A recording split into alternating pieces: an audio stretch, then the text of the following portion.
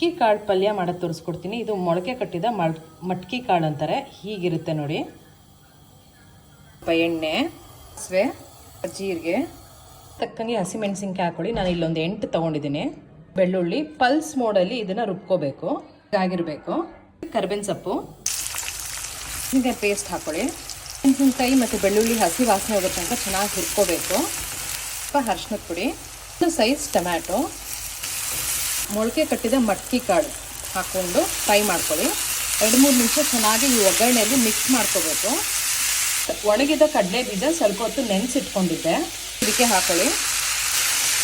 ಅಷ್ಟು ಉಪ್ಪು, table spoon ಅಷ್ಟು ಗಟ್ಟಿ ಸಾಂಬಾರು ಪುಡಿ ಮಾಡ್ಕೊಳ್ಳಿ.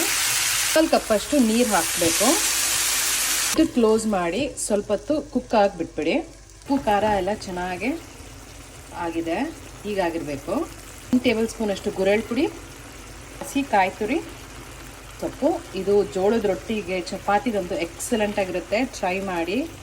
ಈಗ ಸ್ವಿಚ್ ಆಫ್ ಮಾಡಿಬಿಡಿ. ರೆಡಿ ಟು ಸರ್ವ್ ವಿತ್ ಚಪಾತಿಗೂ ಸಖತ್ತಾಗಿರುತ್ತೆ ನೋಡಿ. ಹೀಗಿರುತ್ತೆ ಪಲ್ಯ. ಪಲ್ಯ ಎಲ್ಲ ಜೋಳದ ರೊಟ್ಟಿ ಊಟದಲ್ಲಿ ಕೊಡ್ತಾರಲ್ಲ ಸೈಡ್ಸ್ ಆಗಿ, ಆ ಮಟ್ಕಿ ಕಾಳು ಪಲ್ಯ ಇದು. ಮಧ್ಯೆ ಈ ಕಡಲೆ ಬೀಜ ಸಿಗ್ತಾ ಇದ್ರೆ ತುಂಬ ರುಚಿಯಾಗಿರುತ್ತೆ. ಗಟ್ಟಿ ಸಾಂಬಾರು ಪುಡಿನೂ ಸಹ ಈಗಾಗಲೇ ಆ ರೆಸಿಪಿನೂ ಸಹ ಶೇರ್ ಮಾಡಿದ್ದೀನಿ, ಚೆಕ್ ಮಾಡ್ಕೊಳ್ಳಿ ನೋಡಿ. ಮಟ್ಕಿ ಕಾಳು